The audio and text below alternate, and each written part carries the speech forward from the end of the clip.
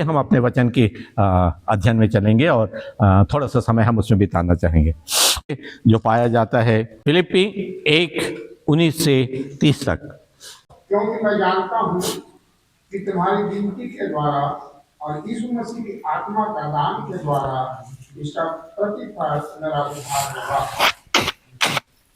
मैं तो यही हार्दिक लालसा और आशा रखता हूँ कि मैं किसी बात में लज्जित ना हूँ, और जैसा मेरा प्रबल साहस के कारण मसीह की बड़ाई मेरे देह के द्वारा सदा होती रही है, वैसा ही अब भी हो, चाहे मैं जीवित रहूं चाहे मर जाऊं। क्योंकि मेरे लिए जीवित रहना मसीह है और मर जाना लाभ है।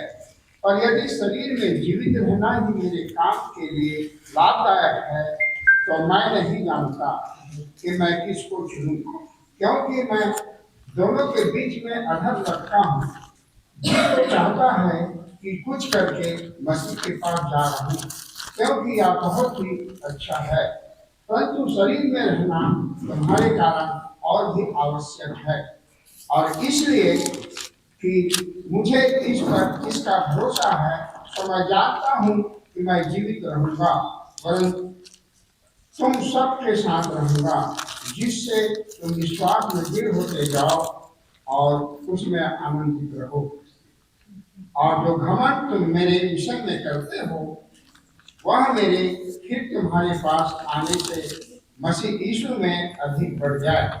केवल इतना करो कि तुम्हारा चाल चलन मसीह के सुसमाचार के योग्य हो, कि चाहे मैं आकर तुम्हें देखूं चाहे ना भी आऊं, तुम्हारे विषय में यह सुनूं कि तुम एक ही आत्मा में स्थिर हो और एक चित्त होकर सुसमाचार के विश्वास के लिए परिश्रम करते रहते हो, और किसी बात में विरोधियों से भय नहीं खाते।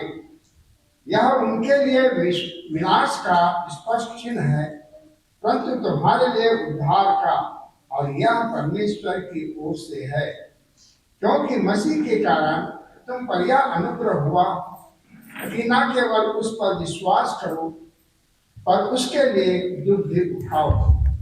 और तुम्हें वैसा ही परिश्रम करना है जैसा तुमने मुझे करते देखा है, और अब भी सुनते हो कि मैं वैसा ही करता हूँ। यूहन्ना 13:31। जब वह चला गया तो यीशु ने कहा, अब मनुष्य के पुत्र की महिमा हुई है और परमेश्वर की महिमा उसमें हुई है। यदि उसे परमेश्वर की महिमा हुई तो परमेश्वर भी अपने में उसको महिमा करेगा और तुरंत करेगा। अंत को मैं और थोड़ी देर तुम्हारे पास हूँ, फिर तुम मुझे ढूंढोगे, और जैसा मैंने यहूदियों से कहा, जहाँ मैं जाता हूँ वहाँ तुम नहीं आ सकते, वैसा ही मैं अब तुमसे भी कहता हूँ। मैं तुम्हें नई आज्ञा देता हूँ कि एक दूसरे से प्रेम रखो। जैसा मैंने तुमसे प्रेम रखा, वैसा ही तुम भी एक दूसरे से प्रेम रखो। यदि आपस में प्रेम रखोगे तो इसी से सब जानोगे कि तुम मेरे चेले हो। समन पतरस उससे कहा, हे प्रभु, तू कहाँ जाता है? यीशु ने उत्तर दिया, जहाँ मैं जाता हूँ वहाँ तुम अभी मेरे पीछे आ नहीं सकता, परंतु इसके बाद मेरे पीछे आएगा। पतरस ने उससे कहा, हे प्रभु, अभी मैं तेरे पीछे क्यों नहीं आ सकता? मैं तो तेरे लिए अपना प्राण भी दे दूंगा। यीशु ने उत्तर दिया, क्या तू मेरे लिए अपना प्राण देगा? मैं तुझसे सच सच कहता हूँ कि मुर्गा बांग ना देगा जब तक तू 3 बार मेरा इनकार ना कर देगा। यीशु मसीह ने क्या कहा? मैं जहाँ जा रहा हूँ वहां तुम अभी नहीं जा सकते। बहुत धन्यवाद। क्या मतलब है उसका? तुम जाओगे तो, पर अभी, है ना? यीशु मसीह ये नहीं कहा कि तुम मेरे नहीं जा सकते। नो नो नो, ऐसा कभी भी नहीं कहा। यीशु मसीह ने कहा तुम अभी नहीं जा सकते। मैं जा रहा हूं पर तुम अभी नहीं जा सकते। उसका क्या अर्थ होता है? ठहरे रहो। ठीक है, तो यीशु मसीह ने क्यों ठहरा दिए भाई? प्रभु तू तो स्वर्ग जा रहा है, अपने साथ 3.5 साल तक तो रखा, अब तू जा रहा है तो अकेले चला स्वर्ग जा रहा है, हमको छोड़ के चला जा रहा है पृथ्वी। आपने सोचा है कभी क्यों? और किसको बोला? जिसको उसने कहा था तू वो न्यू है जिस पे मैं अपनी कलीसिया स्थापित करूंगा, है ना, पतरस से कहा था ना ऐसा। तो एक ऐसा व्यक्ति जब इस प्रकार की बातें करता है और तो इसके बारे जब वो चाहता है और उसी पतरस को कहता है नहीं तेरे को ठहरे रहना है। हुआ ये सूरीनाम में एक मिशनरी था, वो जो मिशनरी था वो बीमार पड़ गया, जिंदगी पूरी सेवा की, बीमार पड़ गया, अपाहिज बना और अंत में वो खटिया में पड़ा रह गया, न मरता था न चंगा होता था। तो उसने प्रभु से प्रार्थना की, प्रभु हे मैंने जिंदगी भर तो तेरी सेवा की, जो किया सब कुछ किया, सूरीनाम में रहा, देश छोड़ा, प्रभु इसके बाद अब जब मैं खटिया में पड़ा हूं, मैं किसी कारण से हूं, मैं क्यों जिंदा हूं, मैं तो तेरे पास आना चाहता हूं, जिंदगी भर तो तेरा नाम लिया है, किया है काम, मुझे अब अपने पास बुला लेना। प्रभु ने क्या कहा, नहीं अभी थोड़ी देर बाकी रहा, ठहरे रहा। तो प्रभु क्या चाहता है, हम लोग अपाहिज बन के खटिया में पड़े रहें तो क्या फायदा होगा उससे? क्यों प्रभु चाहता है कि हम खड़े रहें, बचे रहें? क्यों उस मिशनरी को प्रभु ने तुरंत ने उठा लिया जब उसका काम पूरा हो गया? अपाहिज बना के खटिया में रख दिया 2 साल 3 साल 5 साल। इस पे वापस में आएंगे। मैं स्वर्ग जा रहा हूं। मैंने क्या कहा? मैं स्वर्ग कितने लोग हैं जो स्वर्ग जा रहे हैं? कृपया अपना हाथ उठाइए तो। हाँ आधा नहीं, नो, ये नहीं, अल्प विश्वासी नहीं चाहिए मुझे, विश्वासी चाहिए।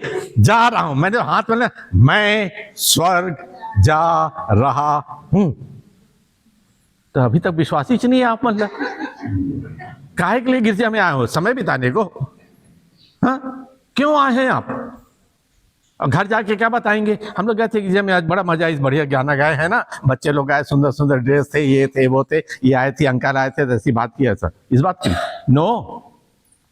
हम जब यीशु मसीह का प्रचार करते हैं तो हमको विश्वास होना चाहिए कि हम क्या करें। गीत गाते हैं, तेरे लिए प्रभु प्राण जब प्राण दे दूंगा, हम बोलते हैं प्रभु तू मेरे साथ है, हम सब गवाही देते हैं, अपने इस बिल्डिंग के अंदर बोलते हैं।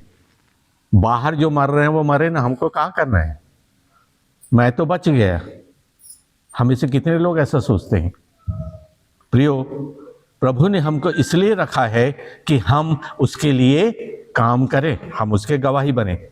महायाज की प्रार्थना कहाँ पाया जाता है? यूहन्ना 17, थैंक यू सो मच। हाँ, उसमें देखिए 3 चैप्टर हैं, अब मेरी ओर ध्यान देंगे। हाँ, 3 चैप्टर हैं। पहला है यीशु मसीह अपने पिता से बात करता है ना, और वो अपने बारे बताता है। उसमें लिखा हुआ है स्वयं के लिए, है हेडिंग, है ना, और वहां पे वो एक परिभाषा देता है अनंत जीवन की। और अनंत जीवन यह है कि वे तुझ एकमात्र सच्चे परमेश्वर को और इसी मसीह को जिसे तूने भेजा है जाने। ओके, ठीक, धन्यवाद। दूसरे में आते हैं तो अपने चेलों से कुछ कहा और ढेर सारी बातें की, हम उसको जम कर जाते हैं। और वो यीशु मसीह के चेले कौन थे? 12 चेले थे नहीं, आज तो हम लोग हैं ना, आज तो हम लोग हैं। तीसरे खंड का पहला वाक्य पढ़िए, पढ़िए। केवल इन्हीं सभी विश्वासियों के लिए। हाँ, मैं इन्हीं की, केवल इन्हीं के लिए विश्वास विनती नहीं करता। 1 मिनट, इनके लिए विश्वास विनती नहीं करता, परंतु उनके लिए भी जो इनके वचन के द्वारा मुझ पर विश्वास करेंगे। परंतु इनके द्वारा, अब इनके की जगह किसको रखोगे? मेरे द्वारा। हमारे लिए यीशु मसीह ने विनती किया है, अपने बाप से बात किया है कि हम, हमारे द्वारा बाकी लोग बचाए जाएं जो नहीं जानते। अब ये जिम्मेदारी आपकी और मेरी है। और यदि मैं प्रभु यीशु मसीह का चेला होकर प्रभु मसीह की इच्छा को, और ये बात जो परमेश्वर के पिता पुत्र की उपस्थिति में कही गई, पूरा करने में अपना योगदान नहीं देता हूं, तो मैं एक अपराधी गिना जा सकता हूं। ठीक है, तुमने ये वो काम नहीं किया जो मेरी इच्छा थी, मेरा नाम प्रचार किया होगा, पर जो काम आपको करना था आपने नहीं किया। अब प्रश्न ये उठता है कि यदि मैंने घमंड से कहा कि मैं विश्वासी हूं, तो कितने लोग जानते हैं कि आपको स्वर्ग जाने के लिए क्या करना पड़ेगा? अभी आप लोग सब हंसोगे। सबसे पहले आपको मरना पड़ेगा, बिना मरे तो स्वर्ग जाओगे नहीं, है ना? कितने तैयार है, कितने लोग तैयार हैं अभी? ये मान लो प्रभु आता है ले जाने को, तो हम कितने लोग तैयार हैं? प्रभु ठीक है, मर जान दे, कुछ नहीं होगा। पतरस ये पौलुस ने क्या कहा इसी स्थान पे फिलिप्पी 1 में क्या कहा? मेरे लिए जीवित रहना मसीह है और मर जाना लाभ। मरना लाभ है, ये सिर्फ ईसाई बोल सकते हैं, ये सिर्फ प्रभु यीशु मसीह के लोग बोल सकते हैं, और कोई नहीं बोल सकता।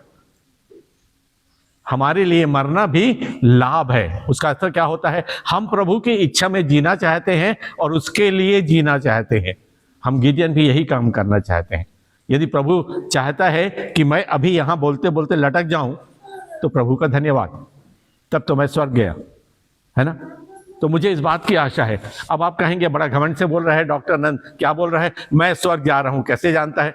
हाँ, ये संभव है कि मैं आज अभी इस समय बोल रहा हूं कि मैं स्वर्ग जाऊंगा, और शैतान सोता नहीं है। अब मालूम है सबसे ईमानदार व्यक्ति कौन है इस विश्व में? शैतान। बालशेम एक व्यक्ति था जिसने कहा, शैतान को देखो, जवान बच्चों याद करना, शैतान को देखो और शैतान से सीखो कि किस तरह से वो लगातार अपने काम में लगा रहता है ना? वो मौका पर देखते रहता है शांत बैठ के कि कब हुक कर लूं और इसको गिरा लूं, क्योंकि वो नहीं चाहता है कि हम परमेश्वर के ओर जाएं। हो सकता है मैं अभी एक विश्वास के साथ गारंटी से जी रहा हूं कि मैं स्वर्ग जाऊंगा, पर शैतान कल मुझे फंसा के खींच के अपने उसमें ले जाए। तो कल आप कह सकते हैं अरे यार फालतू डींग मार रहे। नहीं, डींग नहीं मार रहा हूं, मेरा विश्वास है मैं स्वर्ग जाऊंगा, और मैं सच में बात कर रहा हूं कि मैं स्वर्ग जाऊंगा। जब तक यदि शैतान, परमेश्वर की कृपा से शैतान का आक्रमण भी मुझ पे हो, तो भी मैं स्वर्ग में जाऊंगा, यदि शैतान मुझको प्रभु यीशु मसीह के प्रेम से अलग ना कर दे। एक गान कहते हैं, क्या है दुनिया में क्लेश, क्या वो हमें परमेश्वर के प्रेम से अलग कर सकती है? ना, बाइबल में ही। हमें स्मरण करना है। अब मैं इसलिए भी ये कहता हूं क्योंकि मैं जानता हूं कि मैं एक बहुत बड़ा पापी हूं। प्रभु यीशु मसीह तू जानता है कि डॉक्टर ए.जे. नंद एक बहुत बड़ा पापी है, जन्म से भी और अपने कर्मों से भी। बहुत सारी चीजें हैं जिसके लिए परमेश्वर ने मुझे दोषी ठहराया अपने न्याय के तहत, परंतु परमेश्वर ने अपने पुत्र को भेजा कि वो मेरे पापों की संति अपना खून बहाए और मुझे उससे दोष मुक्त करे और इस योग्य करे कि अब तू अपने पिता की उपस्थिति में मेरे साथ चलेगा। उसने कहा, तुम मेरे मित्र हो, अब से मैं तुम्हें दास नहीं कहूंगा, तुमको मित्र कहूंगा। तब एक आखिरी प्रश्न जो हमारे बीच में आता है वो आता है, तो प्रभु ये सारा है जैसा मैंने कहा, हमारे पास ये क्लेश और संकट क्यों आता है? क्लेश और संकट हमारे बीच में क्यों आता है? इसका क्या फायदा है हमें? फिलिप्पी 1 और उसका 29 पद, क्योंकि मसीह के कारण तुम पर यह अनुग्रह हुआ है। क्योंकि मसीह के कारण, ये आपने नहीं कमाया, मैंने नहीं कमाया, किसी ने हमको दान नहीं दिया, परंतु सिर्फ यीशु मसीह के कारण, मसीह के कारण तुम पर यह अनुग्रह हुआ है। इसका अर्थ है कि एक ऐसी चीज जिसके मैं काबिल नहीं था फिर भी मुझे दिया गया है, दैट इज अनुग्रह। परमेश्वर आपको बोलता है मैं आपको कार दूंगा, हम विनती करते प्रभु मुझको कार दे दे, मुझको धन दे दे, मुझको हवाई यात्रा दे दे, मुझको विदेश यात्रा दे दे। परमेश्वर आके क्या आपके हाथ में पकड़ाता है? कभी नहीं पकड़ाता। परमेश्वर ने आदम को जब बगीचे में रखा तो परमेश्वर ने आदम को सब चीज बना के नहीं दिया ना, पत्नी बनाया उससे वो बात अलग है, सब चीज पहले से रखा हुआ था। परमेश्वर क्या चाहता है कि तू मेहनत करे, तू काम करे और अपने लिए आगे का भविष्य सुधारे। हम निश्चिंत बैठ के नहीं सोचें कि परमेश्वर दे दे दे दे दे दुआ करे। हमारे दुआ करने में कोई शक्ति नहीं है, हम ढोंग करते हैं। कई बार हम या तो विश्वास से मांगे। आप स्मरण रखिए कि पास्टर जी की प्रार्थना करने से ही या किसी दोस्त की प्रार्थना करने से आप चंगे नहीं होते, और बहुत बार हमको उसका जवाब नहीं मिलता। जवाब क्यों नहीं मिलता मालूम है? क्योंकि हम तो प्रार्थना नहीं करते। मेरे लिए आप प्रार्थना कर दीजिए ना, मेरे लिए आप प्रार्थना कर दीजिए ना, मेरे लिए आप प्रार्थना कर दीजिए। क्यों भैया, आप क्यों नहीं अपने लिए प्रार्थना कर सकते? क्या आपके अप्रोच यीशु मसीह तक नहीं है? क्या आप डरते हो, घबराते हो? आप स्वयं जब आप विनती करते हैं, बहुत अच्छी बात है, बाइबल भी कहती है कि हम उनसे उनकी सहायता ले प्रार्थना करने में, परंतु पहले आप प्रार्थना करिए ना अपने लिए, अपने मुसीबतों से छुटकारे के लिए आप प्रार्थना करिए, अपना विश्वास प्रकट करिए, तो आप जल्दी या तुरंत उद्धार पाएंगे। आप अक्सर दूसरों पर करते हैं, आप मोर पर प्रार्थना करते, मैंने वहां पर प्रार्थना रिक्वेस्ट भेजा है, ठीक है, बहुत अच्छा किया है, अच्छी बात है, होना चाहिए, हम एक दूसरे की सुधि ले, अपने लिए भी ले, परंतु पहले अपने लिए करिए और तब विश्वासियों की संगति लेकर हम उसका उपयोग करें, अवश्य प्रभु हमारी सुनेगा। दूसरी बात जो आती है वो ये है कि ये पद, इस पद में क्या लिखा है, क्योंकि मसीह के कारण तुम पर यह अनुग्रह हुआ है कि न केवल विश्वास करो। वहां एक छोटा सा शब्द है, एक वर्ण, हिंदी वर्णमाला का एक बिल्कुल चिन्नी सा, चिन्नी बोलते हैं चिन्नी, छोटकुन, है ना, क्या शब्द है, ना, बाइबल में इससे छोटा शब्द है ही नहीं, बाइबल में क्या है, ना केवल विश्वास करो परंतु उसके लिए दुख भी उठाओ। अब आज के वातावरण में मैं आपसे यही विनती करने आ रहा हूं, हम अपने दुश्मनों को दुष्ट ना जाने, उनसे दूर ना जाए। इस भेड़शाला में ये सिर्फ आपके लिए और मेरी जगह नहीं है, मुझे अपनी कुर्सी छोड़कर उसको ला के बैठाना है, उसको प्रभु के पास लाना है। पासबान, डीकन, प्रचारक हमारी मदद करते हैं, परंतु हमारे लिए मार्गदर्शक बाइबिल न छोड़ो, बाइबिल न छोड़ो, है ना, हम गाते हैं बाइबिल न छोड़ो, बाइबिल न छोड़ो, बाइबिल पढ़ो मत, बाइबिल पे मनन करो, बाइबिल की बात सुनो, देखो वचन क्या है। और हम गीजन भी यही बात करना चाहते हैं, हम चाहते हैं आपके पास ये पुस्तक सदा रहे। मैं चाहता हूं और हम चाहते हैं कि आप में से हर एक अपनी यात्रा में, जब यहाँ से यदि आप घूमने भी जाते हैं, चलो हम अमरकंटक घूम के आते हैं, तो अपने साथ बाइबिल ले जाइए, रखिए।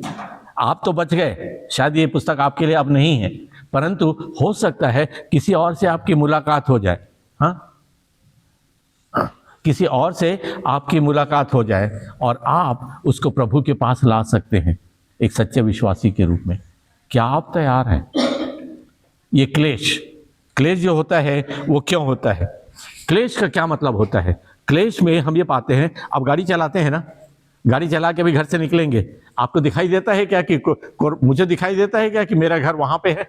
नहीं ना, गाड़ी चला रहा हूं, मैं निकल चुका हूं, जा रहा हूं, गलत रास्ते में हूं कि सही रास्ते में हूं, पर मुझे मालूम है कि कहां जाना है, मुझको वहां जाना है। कहां?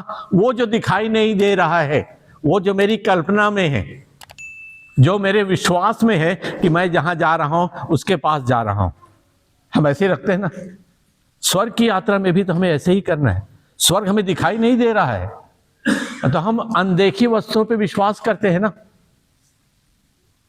है ना, अनदेखी वस्तुओं पे विश्वास करते हैं। यीशु मसीह को आपने मैंने नहीं देखा, किसको एक दो को प्रभु ने दर्शन दिया होगा, वो बात अलग है, पर मुझे हमें से अधिकांश को तो नहीं मिला। मुझे तो अभी तक दर्शन, मैं यीशु को नहीं पाया हूं, उसके बारे जानता हूं। और तब दूसरी बात, उसके बारे जानता हूं और उसको जानता हूं। आप लोग मुझको जानते हैं, मेरे बारे जानते हैं, पर मुझको नहीं जानते मैं कितना भला हूं, कितना दुष्ट हूं, कितना कपटी हूं, कितना छली हूं, कितना विश्वास योग्य हूं, कितना चापलूस हूं, इत्यादि इत्यादि इत्यादि। हम अपने प्रभु यीशु मसीह को कैसे जानते हैं? हमारी पहचान, हमारी संगति क्या है? क्या मैं जब स्वर्ग में जाऊंगा तो प्रभु का सच में धन्यवाद कर सकूंगा कि प्रभु तूने मेरे लिए किया? इसमें एक बात होती है, देखिए, जब कष्ट आता है ना, तो कष्ट में हमें एक बहुत होता है। पहली बात, हम शांत हो जाते हैं, वातावरण से कट जाते हैं और मुसीबतों में पड़ के हमको लगता है कि अब हम अपने आप तो कुछ कर नहीं सकते, हमें कहीं से सहायता चाहिए। सहायता, मेरी सहायता कौन करेगा? मैं अपनी आंखें पर्वतों की ओर उठाऊंगा, मेरी सहायता यहोवा की ओर से आती। ये हमारा विश्वास है। तो जब हम ऐसा विश्वास करते हैं तो फिर डर किस बात का? हमारी सहायता तो आएगी। देयर इज नो वन जो उसको रोक सकता है। देरी हो सकती है, और पतरस को यीशु मसीह ने यही कहा, अभी तू ठहरे रहा, तेरे लिए बहुत काम है इस धरती पे, मैं अब आके नहीं करूंगा काम, मैं तेरे बीच में आकर, तुम्हारे बीच में आकर मैं उद्धार का काम नहीं करने वाला हूं। मैं जा रहा हूं, अब जो करना है वो तुमको करना है, तेरी अगुवाई में होना है। आप अगुवे बन सकते हो, आप कार्यकर्ता बन सकते हो। You have to do this. प्रियो, परमेश्वर ने हमें इस योग्य रखा है कि हम सचमुच में उसके लिए कष्ट उठाएं, और यदि हमको कष्ट उठाना है तो हम इसे प्रभु की आज्ञा मानते हैं, जो पौलुस के द्वारा से हमें यहाँ दिया गया है। मृत्यु, दुख मेरे लिए लाभ की बात हो सकती है। क्या आप और मैं तैयार हैं? मैं नहीं जानता कि आपकी तैयारी क्या है। हो सकता है आप अपने बच्चों के लिए परेशान हैं कि मैं चले जाऊं तो क्या हो जाएगा। परमेश्वर ने हम सबको इस धरती पे सब कुछ दिया है। एक गरीब मजदूर का बेटा कलेक्टर बन सकता है, एक चाय बेचने वाला उच्च पद पे जा सकता है, एक भिखारी अरबपति बन सकता है। परमेश्वर कुछ भी कर सकता है, कैसो भी कर सकता है। इसको कमाना हमारी योग्यता पे निर्भर करता है, हमारी इच्छा पे, हमारे काम पे। इस बात में पवित्र आत्मा हमारी अगुवाई करेगा, क्योंकि यीशु मसीह तो अब नहीं रहा। उसने कहा मैं पवित्र आत्मा भेजूंगा, तब तक जब तक पवित्र आत्मा नहीं आता ठहरे रहो। सो अब हमारी याचना क्या होगी? हे प्रभु, हमारी याचना है कि हमको पवित्र आत्मा का वरदान दे। तेरे वचन हमारे पास है, एक मार्ग हमें मालूम है, रोशनी हमें दिख रही है, किस पथ पे जाना है मालूम है, हमारा लक्ष्य क्या है हमें मालूम है। हमें एक सहायक की जरूरत है, और तब सहायक हम कब मांगते हैं? जब मैं अपने आप को असहाय महसूस करता हूं। मैं कर सकता हूं तो का कर जरूरत है, कोई आ तो जाए, अकेला निपट लूं सब ले, ऐसे बोलते हैं ना कोई लोग। क्योंकि वो क्या सोचते हैं? वो सर्वत्र है, सर्वज्ञानी, सर्वव्यापी, सर्वसामर्थी है, परंतु परमेश्वर के सामने वो कुछ भी नहीं। प्रियो, परमेश्वर करे कि हमारे जीवनों में ऐसा हो, क्योंकि जब हम दूसरों के लिए कुछ करने की बात सोचते हैं, दुख के समय हम अपने दुख को भूल जाते हैं और परमेश्वर को निहारते हैं कि परमेश्वर हमें अपने दया का पात्र बनाए, अनुग्रह हम पे करे। और ये उसकी आज्ञा है कि तुम दुख उठाओ, क्योंकि दुख उठाने में ही हमें उसकी आवश्यकता महसूस होती है। एक और बात होता है कि दुख के समय हम दूसरों के दर्द को सह सकते हैं। मैं थोड़ा सा आपको एक पहले बोल चुका, मैं विद्रोही हूँ, और मेरी बड़ी इच्छा है डॉक्टरों के प्रति, एक दुष्भावना है। मैं चाहता हूँ जितने डॉक्टर हैं ना, सबको बढ़िया दर्द हो। क्या चाहता हूँ? डॉक्टरों को, नर्सेस को बढ़िया दर्द हो, एक बार जान मत जाए, कस के दर्द हो। हाँ, मजाक नहीं कर रहा हूँ। मालूम है उसको फायदा क्या होगा? उसको एहसास होगा कि मरीज जब बोलता है पेट दर्द हो रहा है तो मजाक में नहीं लेंगे। वो जिसने दर्द का अनुभव नहीं किया है वो दूसरे के दर्द को क्या समझेगा। तो मेरी बहुत इच्छा, मैं तो ईश्वर से कई सालों से विनती करता हूँ कि हर डॉक्टर, हर नर्स जो मेडिकल फील्ड में है वो दर्द का अनुभव करे, तब उसके दिल में एक परिस्थिति उत्पन्न होती है, उन क्लेश के द्वारा से एक अच्छा विचार आता है। परमेश्वर की इच्छा के कारण से वो दूसरों को दर्द को सहने और सहानुभूति रखने की कोशिश करता है। और आपको मालूम है, दर्द, परमेश्वर ने दो बहुत अच्छी चीज़ें हमें दी हैं। मैं चांपा के कोढ़ीखाना अस्पताल में भी काम कर चुका हूँ शुरुआती दौर में, जब मैं डॉक्टर बना था, तो मैं जानता हूँ दो चीज़ें दी हैं। एक, हमें भूलने की शक्ति दी है। हम बहुत सारी चीज़ों को भूल जाते हैं, ये परमेश्वर का वरदान है। ठीक है, किसी समय तकलीफ होती है पर बहुत अच्छा है, नहीं तो हमारे दिमाग में पता नहीं क्या क्या बम फूटते रहते हैं ना, उसने वैसा कहा, उसने ऐसा कहा, उसने ऐसा किया, ये हम सो ही नहीं सकते।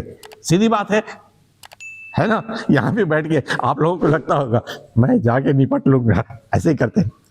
परमेश्वर ने हमको ये आशीष दी है, और वो आशीष है भूलने की शक्ति। जो दूसरा वो वरदान परमेश्वर ने दिया है, और मैं आशा, मुझे पूरा उम्मीद है कि इस समय इस झुंड में किसी को परमेश्वर ने वो तकलीफ नहीं दी। परमेश्वर ने दर्द दिया है। उस दर्द के कारण से हम सब सुरक्षित होते हैं, अपनी चिंता करते हैं। अभी जितने ने गवाही दी, आपने गवाही क्या दी मालूम है? वही मैं देख रहा था, कितना दर्द था बेचारे को, बिचारी को कितनी तकलीफ थी। नहीं, सब अपना पहले दर्द का बयान कर रहे थे कि मेरे साथ ऐसा हो गया, बच गया, नहीं वो है। और जब आप उससे बच गए तब आप परमेश्वर को धन्यवाद देने के लिए यहाँ सबके सामने एकत्रित। आप एक बहुत अच्छे गवाह हुए हैं। आपकी गवाही मेरे लिए, पास्टर के लिए कोई महत्व नहीं रखता, हमसे रखता है, पर हमसे बहुत महत्व परमेश्वर के लिए लगता है कि आप परमेश्वर को याद किया, आपने विनती की तो क्या किया, प्लीज मेरे लिए प्रार्थना करिए। यदि वो नहीं होता ना तो परमेश्वर कहाँ जरूरत है परमेश्वर के मुझे, क्यों परमेश्वर के पास जाऊंगा भाई, मैं तो भला हूं। शैतान भी यही चाहता है। शैतान चाहता है कि हम बड़े खुश होएं, चैन से जिए, उसके राज्य में रहो, आराम से जिंदगी बिताओगे। पर यदि आप मसीही हो तो आपको दुख उठाना पड़ेगा। और इस दर्द का कारण मैं कुष्ठ रोगियों की बात कर रहा था। कुष्ठ रोगी इसलिए नहीं होते कि वो कीटाणु खा जाते हैं, कुष्ठ रोगी इसलिए होते हैं कि उसका कारण होता है कि उनकी नसें का सेंसेशन जो होता है, छूने की शक्ति, जो महसूस करने की शक्ति है, वो खत्म हो जाता है, तो वो जल जाते हैं।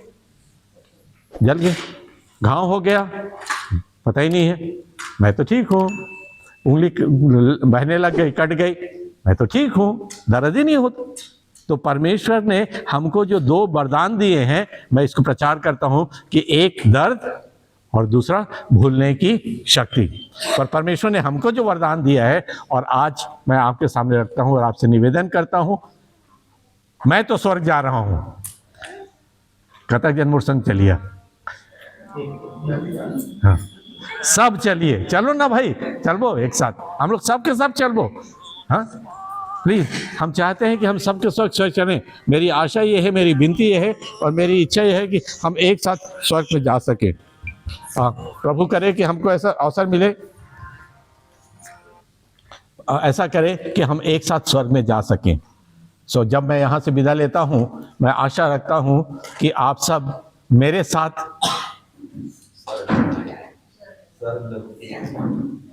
तो मैं आप लोगों को बाय बाय बोलूं कि फिर मिलेंगे बोलूं? शाबाश, क्या कलीसिया है, क्या कलीसिया है। पहली बार एक कलीसिया से मैंने कहा फिर मिलेंगे, तो अब हम बाय बाय नहीं बोलेंगे, हम फिर मिलेंगे, चाहे हम इस धरती पे मिलें और नहीं तो स्वर्ग पे तो हमको मसीह की परमेश्वर आप सबों को आशीष दे। और हम आशा रखते हैं कि हम सब बड़ी खुशी से मिलेंगे और तब हमें पता लगेगा, प्रभु तूने हमें जीवन तो दिया, हमें ठहरा दिया पीछे कि तुम लोग रुके रहो। हाँ, अब दादी घर में बेचारी पुरानी है, कोई बहू पूछती नहीं है का सब्जी बनाओ, बेटा पूछता नहीं है तेरे को क्या चाहिए, क्या कर बेटा लेके, है ना। घर में बैठी खाने पीने को मिल रहा है ना, अधिकांश क्या हो रहा है, खाने पीना तो मिल रहा है, और क्या चाहिए तेरे को, रहने को घर है, बढ़िया सेवा कर रही है, बहू कर रही, नाती पोते हैं, सब है, उनके बीच में और क्या चाहिए, क्यों जबरदस्ती जिंदा हो तो क्या हो गया, है ना। ऐसे कहते हैं। प्रभु चाहता है कि हम नहीं जानते कि हम क्या हैं। जब हम स्वर्ग में जाएंगे तब हमें एक तो आपस की संगति मिलेगी, भले ही हम आत्मिक रूप से मिलेंगे, शरीर में नहीं मिलेंगे, परंतु एक तो वो होगा, और दूसरा सबसे बड़ी चीज़ ये होगी कि हम वहाँ अपने उन लोगों से भी मुलाकात करेंगे जो कभी हमारे दुश्मन थे। आपके बाजू से आपका दुश्मन खड़ा रहेगा, क्योंकि प्रभु यीशु मसीह ने उसके लिए भी जान दी है। सो दुश्मन से इतनी नफरत ना करो कि वो मोहब्बत कर बैठे, आपसे भी करेगा और आपके कारण वो परमेश्वर से भी करेगा, और परमेश्वर उसके इस गुण को अपने स्वर्ग राज्य में रिकॉर्ड में लेगा और पवित्र आत्मा उसकी गवाही देगा। प्रभु आप सबों को आशीष दे। सो आपस में तो प्रेम रखो ही। मैं नहीं चाहता हूं कि हम बाहर की दुनिया के लोगों की तो सुधि ले, आपस में अपने ही लोगों को भूल जाएं। हमें सबसे पहले अपने लोगों की सुधि लेना है, हम इसको सेकेंडरी नहीं मान सकते। हमारा पहला पर्पस है आपस में प्रेम रखना, जैसे यीशु मसीह ने हमसे प्रेम रखा है, और उसके लिए अपना समय, योगदान और दूसरों की चिंता करना है। और तब हमें इस दीवार के दायरे से बाहर निकलकर दूसरों के लिए भी कुछ करना है। नहीं तो हम यीशु मसीह के चेले कैसे हुए, हम उसके अनुयायी तो हो ही नहीं रहे। यीशु मसीह दूसरों के लिए करने आया था, उसको क्या गरज थी कि वो स्वर्ग छोड़ के पृथ्वी पे आता, बेइज्जती सहता, पर उसने किया। क्या मैं यीशु मसीह का चेला हूँ? हमें पृथ्वी पे यदि हम रखे गए हैं तो परमेश्वर ने अपनी महिमा के लिए रखा है ना। हम इसलिए नहीं रखे गए हैं कि हम अपना आनंद उठाएं, परंतु हम इसलिए रखे गए हैं कि हमारे द्वारा से चाहे हम जिए चाहे मरे, मृत्यु हो या जीवन, हम प्रभु यीशु मसीह के लिए लाभ की बात हो सकें, हम उसकी सेवा कर सकें। क्योंकि हम इसीलिए बनाए गए हैं कि मनुष्यों को परमेश्वर ने इसलिए नहीं बनाया कि मनुष्यों को वो संसार में ढेर सारा देखे, इंटरटेनमेंट करे।